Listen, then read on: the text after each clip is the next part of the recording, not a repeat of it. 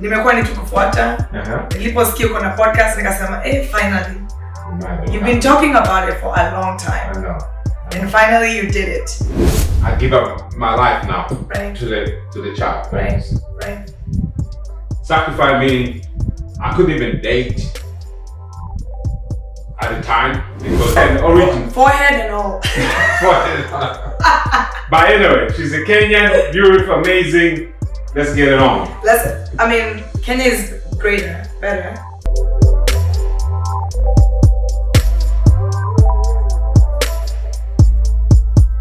Karibu sana katika kipindi changu cha Lughie podcast, na siku ya leo nina special guest kwa jina anaitwa Jacqueline, na she's one of my very close friend.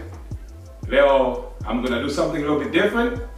Yeye ndo atani-interview mimi, baadaye mimi nimezoea kuinterview watu. She's gonna be talking to me. So there's gonna be a lot of things here and there, but hey, without forgetting, kabla sijaanza kabisa, karibu sana Jackie. Welcome to Lughie podcast. Thank you. You look amazing. Thank you. So do you. As always. Thank you. Nakuona. Sawa. By the way, bila kusahau, naomba unifuate kwenye kipindi changu kwenye channel yangu ya Lughie podcast, YouTube Lughie podcast, Facebook and Instagram. Karibuni sana. Kwanza kabla tuanze na cheers moja. Oh, of course. Yeah? Let's do it. Cheers. Congratulations, by the way. Unajua mdogo. Mimi ndio wa kwanza, right? Yeah, of course. I'm your first. Have you had a guest on the show yet? Yeah, I had a few guests. Yes. Oh, really? Yes. But I'm the first. Yes, you're the first. Yeah, I'm the first. You're the first one, especially live, like Live, interactive. Interactive. Okay. So yeah, karibu sana. Asante sana. So how you been? I've been great. You've been great. I've been fantastic. Okay. I'm proud of you for this. Appreciate that. Nimekuwa nikikufuata. Niliposikia uko na podcast nikasema, finally. You've been talking about it for a long time. I know. And finally you did it. Hey. I'm very proud of you. I think this is a bold step. Right. I feel a little bit uncomfortable. I know. This is not something we used to. I don't know. You're really brave, and I think you're doing great. And keep chasing your dreams. I think this is amazing. Yeah. Umenifunza kitu moja tu ndogo. Kidogo tu. Pokito. Umenifunza. Sawa. Mimi leo niko na maswali for you. Oh yeah, okay. A lot. Hey, uko na laptop. Niko na laptop. Jusaki kusahau chochote. Okay, let's start. So mshikaji, I don't know if they know, but nakuita mshikaji. Of course, yeah. Mshikaji is more of I don't know. Ulisema when I met you. Yeah. Ulikuwa unapenda sana kusema mshikaji wangu. Yeah. And so that stuck to me. Absolutely. There's no one as kuita team. Yeah. Mshikaji. Yeah. I like that. And by the way, this beautiful lady, originally she's from Kenya. She's Kenyan, not original. She's Kenyan. Definitely Kenyan. As you know, so you can understand origin. Forehead and all. But anyway, she's a Kenyan, beautiful, amazing. Let's get it on. Kenya is greater, better than Tanzania. Hey, I'm mad at you. Even your podcast, I think that should be the topic. But anyway, I think I'm here to discuss about something different. But perfect. If you're here to discuss about something real, like how Kenya is better than Tanzania, how Kenyan people are better than Tanzania people, I'm all for it. Well, that will be my next one. Okay. Watch out, my next episode. Kama alivyosema, we'll check it out. So, Mshikaji, there's something that I don't know whether your viewers know about you, but you're a dad. Right. You're a single father, and I would like for you to maybe introduce your kids. You don't have to say their names if you don't want to. Yeah. But say you have kids, and how many do you have, and maybe their gender. Well, okay. So let me say yes, I do have a kid, and at this moment, I'm not going to mention their names. Yeah. And I'm not going to say how many. Okay. I'm just going to keep. Father Abraham. What Tanzania tunawajua. So my point is I do have, but all I can say, I do have 18 years old. Okay. No, 19 now. Okay. And she's a young lady, amazing. Then I do have my youngest one as well. She's amazing. She just had a birthday a couple of days ago. That's all. All right. So before we start, I like to give people flowers when they deserve it. Absolutely. I want to say that one of the first things that struck me about you when I met you was the kind of a father you are. Right. And this is not about me, this is about you, but to explain why Ilinikach and it was important is because I grew up in a two-parent household. Okay. My dad was everything, has been everything in my life. He was the man that taught me everything. As a woman, as a young lady growing up until to being the woman that I am right now, I equate that to the love and what my father gave me. And there are things that niliona na wewe, and I thought, oh, this is interesting. I mean, I think that kila mtu ako tofauti, especially with parenting, but I think there's some unique qualities that you have, that you hold, that I think are really amazing, and I applaud you. I think that parenting doesn't have a manual. Hakuna mtu anakuambia pata watoto and then this is how you do it, but I think that you have amazing, beautiful children, and I think that you're doing a great job in that aspect. So I appreciate it. Kudos to you. Thank you. All right, so I think let's start with a big one, okay? What is it really like being a single dad? And I want you to give me both sides. Give me the highs and the lows.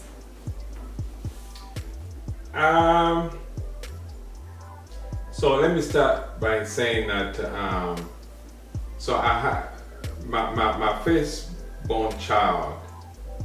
I was lucky, actually. I can say I was lucky at the time, because when we had me and our mom didn't work out. Then what happened is she literally, I used to live in England at the time. She literally asked me, hey, and she was 2 years old at the time.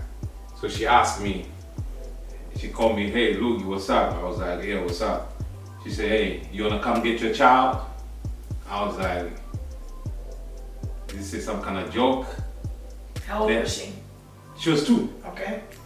So I was like, oh, really? I'm like, yeah. Then we were like, okay, cool. Are you serious? Yes. So anyway, I'm so grateful for her. She's an amazing mother, by the way.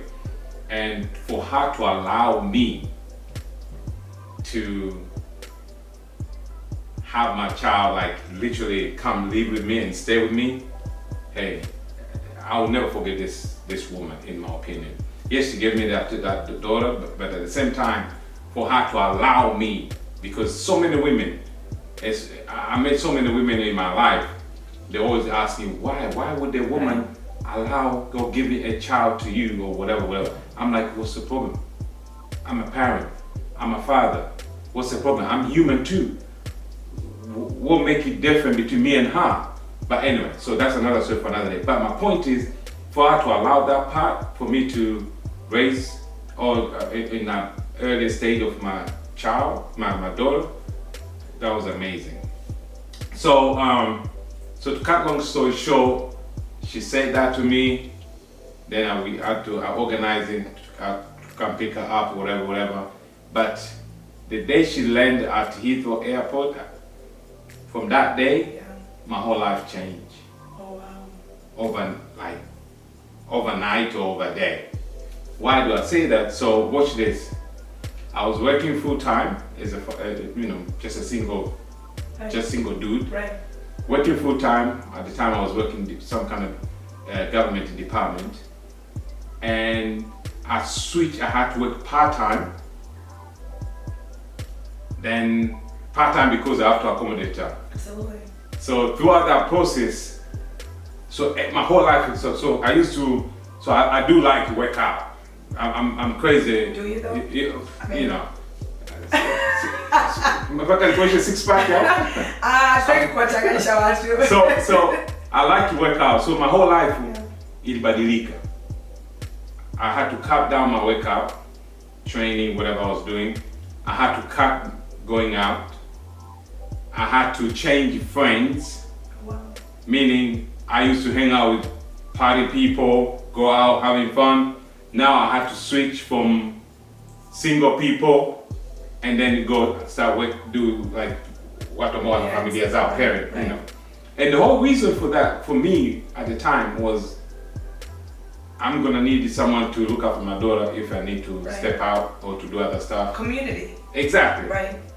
So that was one of the big change I had to do that. So I met amazing people as well. My social network back in England, amazing people. I wish I could mention your name, but I will save that for another day. But these are the people as well help me make my life a little bit like 100% easy. Okay. Because without those people, trust me, I don't know what would I be. It takes a village. Exactly. Yeah. So to cut long story short again, so that was my transition in terms of having my child, moving to England, and then guess what? At the time, she's American. She was born here, and then I'm moving to England. Then she had to find. It's funny. She had to switch from. No switch. She had to find the permanent resident to live in England, really? even though she was a child as well. Really? So that was crazy too. Okay. So we had to do all that process for her to get the permit to stay. You know. So anyway, to cut long story short, my whole life just changed. Right. And I loved the job at the time I was doing. When you work with the government, they're very flexible in terms of, you know, give you the especially when you get the time off, the parenting, flexibility. Yeah. You don't have to. Sometimes you do these hours, then you can top up another week. You know, that kind of stuff. Yeah. So it was amazing. So I'm grateful for everything. Whatever has happened, changed my whole life. That's amazing. Yeah. Well, I think that's to be applauded, number one. Because like you said, hakuna wanaume wengi wenye wanapewa custody, quote unquote, ya watoto, and I don't know. I mean, I'm a crazy mother, so I wouldn't trust even you. Nikuachie maybe siku moja, but really? Yeah. How long did you have your daughter for? How many years? Ooh, so so this is how what happened is she went to school back in England, and then after that I took her from school. Then we went to Tanzania. Okay. Then she stayed in Tanzania, actually Kigamboni. I put her to school. Okay. My sister lived in Kigamboni, by the way. So then there's a school not far called Joyland in Kigamboni. Okay. So then I put my daughter there. Is that like a bougie school? No, I wouldn't call bougie, just normal. Just a regular? Yeah, just regular private. They call private, but it's a private, no, like, you know, normal, yeah. So she was there for 9 months almost. Oh, nice. Yeah, so throughout that time, I was there, in and out the country, do other stuff. But yeah, so that's pretty much it, you know, that was the transition. Okay. So after that, so I would say, so we went to Tanzania 9 months, came back I think to England, I think, then we moved over to America. Got it.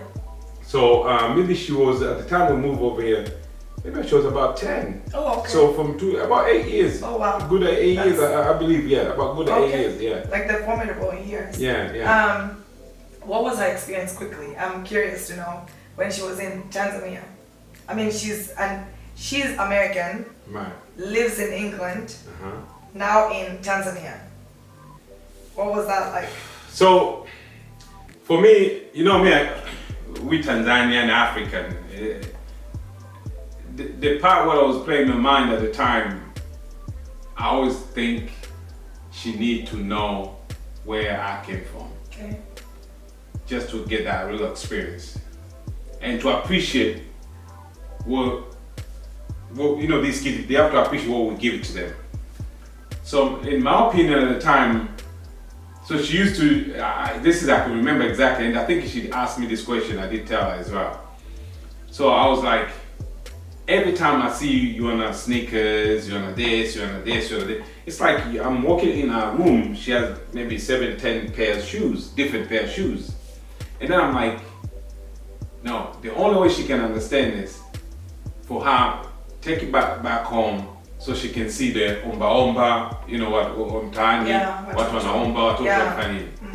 So anyway, so one day, while I was in Tanzania, I was driving, I stopped by the traffic lights, and then these little kids came over. So as she was at the back, I told her, okay, can you watch it? Like, you know, this is what I want you to see. So she was sad and blah, blah, blah, but at the same time, that's part of the experience I want her to see. To experience, like, don't take it, like, you need, this is like, you might have everything, but someone else wishing to have just one pair of shoes. And they're happy. Exactly. Super happy. They still have a nice, bright face, smile. Even though maybe they don't shower as much as you do, but these are amazing kids. They might have clothes half naked, whatever you might call it, but at the same time, you can still see their smile. And you might sit at the back of the car, you might give me a little attitude just because I didn't buy you ice cream. So to me, that was a crucial part, just trying to give the two sides of the world just to see and experience that. So anyway, it did work out to a certain point, but yeah. That's beautiful. I think that's beautiful. I think Sisi Wote, parents who have kids abroad, it's a struggle. It's a struggle to connect the West and how we grew up. Absolutely. And it's not like we want them to struggle, because we want them to have a better life than we did. Absolutely, yeah. But we want them to understand the importance of things, especially things. Right. And these kids are growing up in a different society. It's all about things, it's all about being cool, what you wear, what you look like. iPhone, all these things that are really, really unimportant. And when we were kids, I mean, you're way older than me. Tell me about So when we were, my generation, no social media, none of that stuff. We had to make toys, create toys actually. Hakuna kwenda kwa duka ati kununua ati a Barbie doll. A Barbie doll from nani, you know? So kwa duka gani? Hakuna kwa duka. Actually hata sijui duka ya toys Kenya. At that age as well. Even now, I don't know. You don't know. Right? I have no idea. Right. It's like kununua, you know, taking stuffy, like the things that you stuff the pillow. It's all kama pamba, whatever. Yeah. Home science. When you're somewhere home science, una learn kushona. Una unatengeneza kitu yako. Science scheme. We used to call science scheme. You did that? I did. Obviously. I'm a woman, so I mean, sir, I don't know Kenya mko mnafanyaje? Lazima ndio nitayarishwe kukua bibi ya mtu. That failed. Miserably. But anyway, I know, man. I digress. So just to piggyback, or maybe to dive deeper, if you had to describe single fatherhood in 3 words, what would they be? And why those? In 3 words? 3 words. Single fatherhood. Wow. Obviously not easy. And willingness. And sacrifice. That's all I can say. Wow. Yeah. Really deep. Yeah. So yeah, that's pretty much coming out of my head. Yeah, that's all I can say. I'm curious to know what you mean. Do you want to dive deeper into willingness? Okay, so and hii haina maana kwa kila mtu. This is my own experience. Right.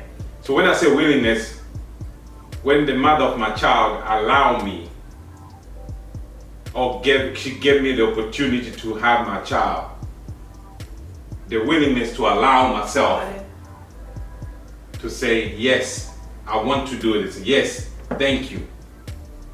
To me, to accept that. Right. Because I didn't have to. Right.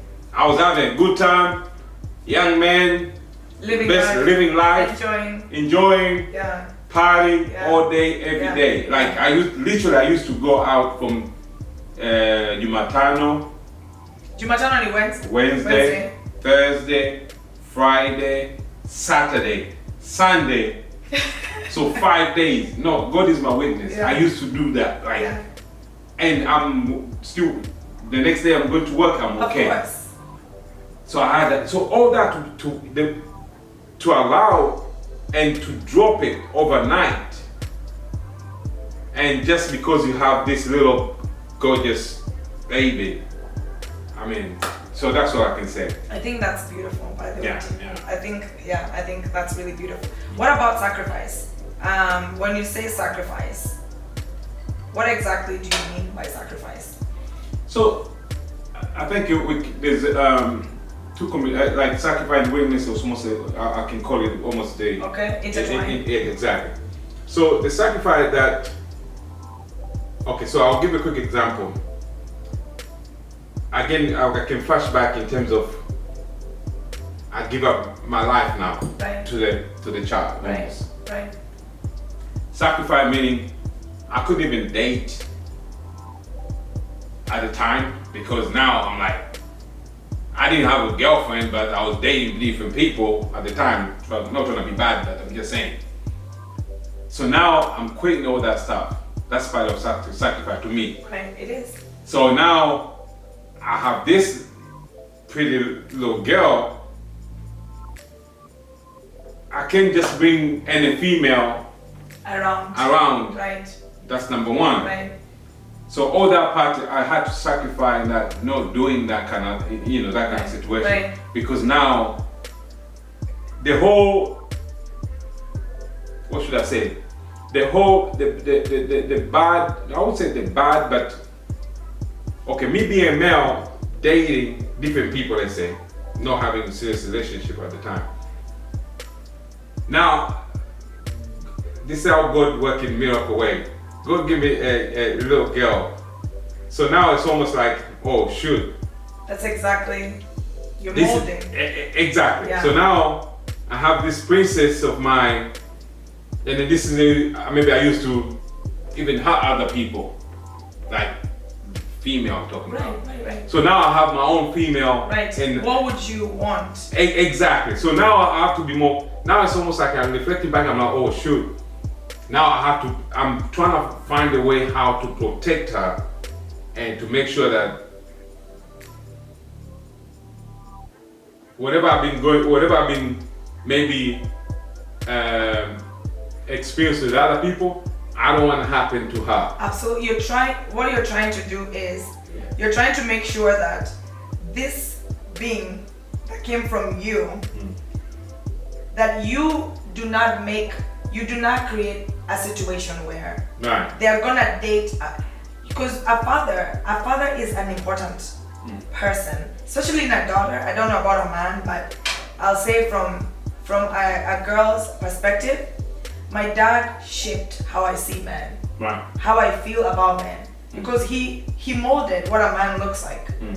A man is a leader, a man is a provider, a man is a protector, a man is not abusive emotionally, physically. So if you are those things and then you have a daughter, if that doesn't make you change or reflect and really look at their eyes and say, I want better for you, would you be proud to have a man like me? If you cannot ask yourself that question, I think, So that's amazing that was part of your sacrifice, because I think that's really important, right? And it's a testament to what your daughter, I'm sure, is like. Right. So that's beautiful. All right, so I'm gonna switch gears. Please. You're getting too deep. I know, my bad. Too deep. You touched my nerves, so what am I supposed to do? I mean, umegusa mishika yangu ambayo haiguswagi, sasa unategemea nini? Anyway, let's go. So let's do a myth busting single dad edition. True or false? So I'm gonna ask you some questions. You're gonna say true or false according to you. Not every man, not every dad. Just me. Just you. Don't forget that. Just me. Just you. So the first myth is single dads have it easier than single moms. Is that true or false? From your perspective? False. Okay. Why do you think that perception exists in the first place? That they have it easy? We have it easy? Yes. I'll say false because, okay, so again, throughout what I did experience at the time, and me having a daughter or a girl child was hard for me because I had to learn so much. I had literally, mimi nilikuwa nasuka mabutu, namfumua mtoto nywele, namosha nywele, I had to learn kununua shampoo ya nywele. I had to find a way how to find the grease. Nilikuwa naingia kwenye mistari nachukua kitana napaka mafuta hiyo scalp not to be dry. I had to do that stuff. So I had to learn all that stuff. That's number one. And then some other stuff. So about all this stuff. So then I had to switch buying toys. I had to learn, because me being Black African man and Tanzanian, don't forget that part. I'm proud who I am. Then I had to learn whenever we go. So she used to watch Dora the Explorer. Yeah. And then I'm like, Dora, she doesn't look like us. Let's say, give example. Oh, I see. Or some Barbie, whatever. I see. So I had to learn kwenda kutafuta watoto the doll ambao wako wana present us. Brown, beautiful doll. Yeah. I had to learn that part. Like, I'm like, why do I need to buy? That's what she wants. She wants the blonde hair, whatever the Barbie with. I'm like, no. Yeah. So I had to find where to do that.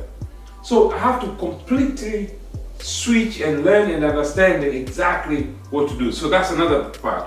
Then another part I had to learn as well. Eventually, nilikuwa naogopa. So I'm like, so now I have this girl, right? One day, she's gonna have unaita kuvunja ungo.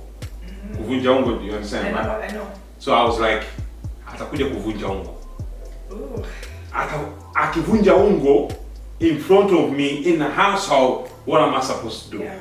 What do I need to prepare myself for her to get from being a child and to be a young woman? Yeah. That part as well was a challenge. That I was thinking ahead of my game. I'm like, what if this happened tomorrow? Right. How am I gonna do this? Right. How? And it's like me as an African and Tanzanian dad. I'm like, there's a thin line. There's a stuff where you can. The way I was raised, by the way, there's a thin line. I cannot talk to the child, and child cannot talk to me. Right. So I had to literally to switch from the way I was raised now to become and to accommodate this young princess. Right. That was a challenge. Right. So not easy though. Anyway. Wow. I thought we were not getting deep, but I know. Okay. My bad. But hey, it is what it is. Well, that's a good one. The other myth: most single dads don't want full custody. No, me. False. False. All right. Why do you think that perception exists? I think I'll say false. From your perspective. Yeah. But I think there's a stigma. Okay. Where Moses' father, they never been given the opportunity, in my opinion. Okay. There's a percentage of father don't want that responsibility. Okay. They just want to continue to do whatever they're supposed to do. But I feel that it might be maybe it's 50-50. That there's a plenty father they would want to have, if you give them opportunity, regardless if they can become good or bad, that's another story. But I think that if they had the opportunity, but most of the time the mother or the other half taking more. Even the system support on the female perspective than the male. I have a different opinion. Of course, go ahead. And I have a different opinion from the perspective of sisi tunaishi Marekani. So I never saw my dad, for example, I never saw my dad. I don't know how you grew up, but I never saw my dad or my brothers. And by the way, this is not a judgment of what they did versus what they didn't do or whatever, but I didn't see them as nurturers.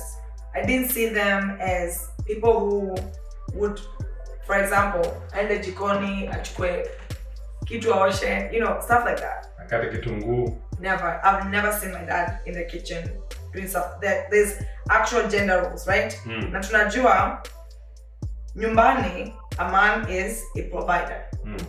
Solely a provider. So, and I'm gonna speak from Kenya, and I'm not saying all, but I want to say majority. Mwanaume anaenda kazi. Wanawake pia wanaenda kazini, lakini mwanaume ndiye ana take care of the household, meaning the kids' school fees, whatever they need, provides for the household. And then the wife takes care of their household, everything from the children to how things run completely, end to end. Ni bibi, the mwanamke. So in America, basically I feel like gender roles don't exist in this country. I feel like in the West, mwanamke, and obviously in the feminist era that we are in, mwanaume anafanya equally vitu the same na mwanamke. I remember when my dad came to visit us, me and my sisters, like so many years ago. My dad saw my brother-in-law changing his son's diaper. And my dad pulled me and my sisters to the side. Tuongelesha ile, what are you doing? Why would you let a man do that? And by the way, he was coming from a place of innocence. Like he actually feels that he's never seen a man do that. Now, I'm saying all this to say that I think in America, yes.